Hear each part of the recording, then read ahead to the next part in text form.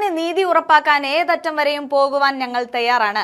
ഈ വാക്കുകൾ Russian president Vladimir പുടിനിൽ നിന്നുണ്ടായിരിക്കുന്നതാണ്.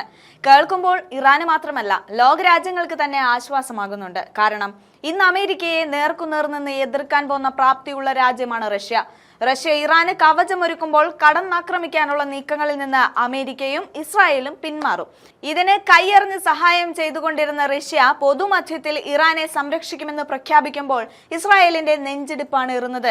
മേഖലയിൽ സമാധാനം പുനഃസ്ഥാപിക്കാനും ഇറാന്റെ താൽപര്യങ്ങൾ സംരക്ഷിക്കാനും സാധ്യമായതെല്ലാം റഷ്യ ചെയ്യുമെന്നാണ് പ്രസിഡന്റ് വ്ളാഡിമിർ പുടിൻ അറിയിച്ചിരിക്കുന്നത്.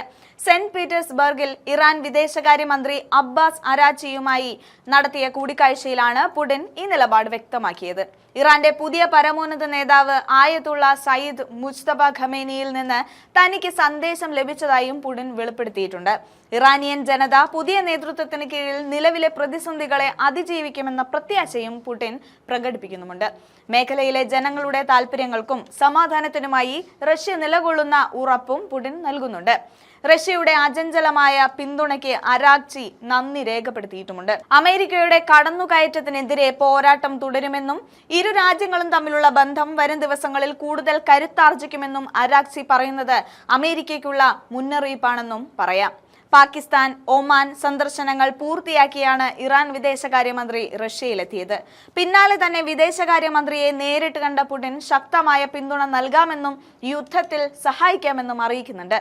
നേരത്തെ സൗദി അറേബ്യയിലെ അമേരിക്കൻ വ്യോമതാവളത്തിന് നേരെ ഇറാന്റെ മിസൈൽ ഡ്രോൺ ആക്രമണം ലോകത്തെ ഞെട്ടിച്ച സംഭവമാണ്.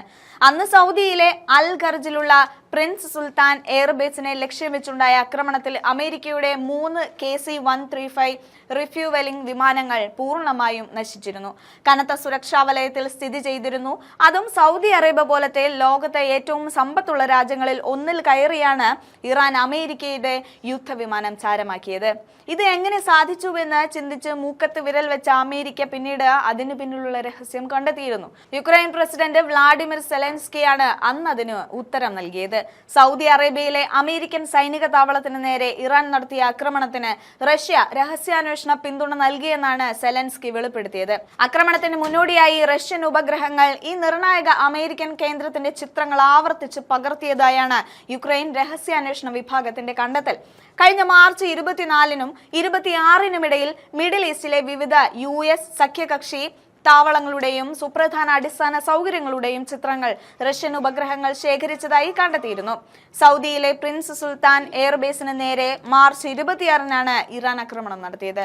6 ബാലിസ്റ്റിക് മിസൈലുകളും 29 ഡ്രോണുകളും ഉപയോഗിച്ചായിരുന്നു US സൗദി സേനകൾ സംയുക്തമായി ഉപയോഗിച്ചിരുന്ന ഈ താവളത്തിന് നേരെ ഇറാൻ പ്രഹരമേൽപ്പിച്ചത്. ആക്രമണത്തിന് തൊട്ടടുത്ത ദിവസങ്ങളായ മാർച്ച് 20, 23, 25 തീയതികളിൽ റഷ്യൻ ഉപഗ്രഹങ്ങൾ ഈ എയർബേസിന്റെ ചിത്രങ്ങൾ പകർത്തിയതായി വെളിപ്പെടുത്തിയിട്ടുണ്ട്. ഈ ചിത്രങ്ങൾ ഇറാന് കൈമാറിയതോടെ ശരവേഗത്തിൽ അമേരിക്കൻ അധീന വ്യോമതാവളം ചാരമാവുകയായിരുന്നു. റഷ്യൻ ഉപഗ്രഹങ്ങൾ ഒരു പ്രദേശം തുടർച്ചയായി ചിത്രീകരിക്കുന്നത് ആക്രമണത്തിനുള്ള കൃത്യമായ പ്ലാനിങ്ങിന്റെ സൂചനയെന്നാണ് അന്ന് കണ്ടെത്തിയത്. ഇന്ന് അക്കാര്യം അടിവരയിട്ട് ഉറപ്പിക്കുന്നുണ്ട് റഷ്യ. വേണ്ടി വന്നാൽ ഇസ്രായേലിൽ നേരിട്ട് കടന്നു ചെന്ന് തിരിച്ചടിക്കാൻ മടിക്കില്ല എന്ന് ഇറാൻ പറയുന്നതിന് പിന്നിൽ ഒരു കാര്യം മാത്രമാണ് ബാക്കിയുള്ളത്. അത് റഷ്യയുടെ കറകളഞ്ഞ പിന്തുണയാണ്. ഇസ്രായേൽ അമേരിക്കയുമായി കൂടുതൽ അടുത്തതോടെയാണ് റഷ്യ ഇസ്രായേലിനെ പൂർണ്ണമായും തഴഞ്ഞത്. ഈ അകൽച്ച കൃത്യമായി വിനിയോഗിച്ച ഇറാൻ റഷ്യയുമായി കൈകോർക്കുകയും ചെയ്യുകയായിരുന്നു. ഇറാൻ വിദേശകാര്യമന്ത്രി റഷ്യയിൽ നിന്ന് മടങ്ങുന്നതിന് മുൻപ് തന്നെ ചില നിർണായക കരാറുകളിൽ ഒപ്പുവെക്കുമെന്നും പറയുന്നുണ്ട്.